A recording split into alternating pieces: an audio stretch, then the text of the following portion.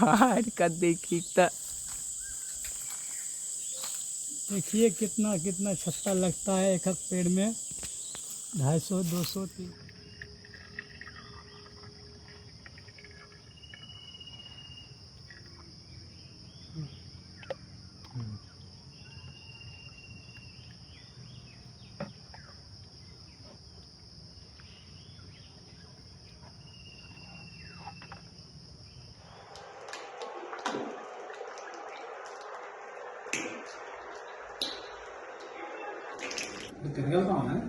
తిను తిను ఇలా ఎక్స్పైరీ ఉండదు దీనికి చాలా జెన్యున్ ఉంటుంది.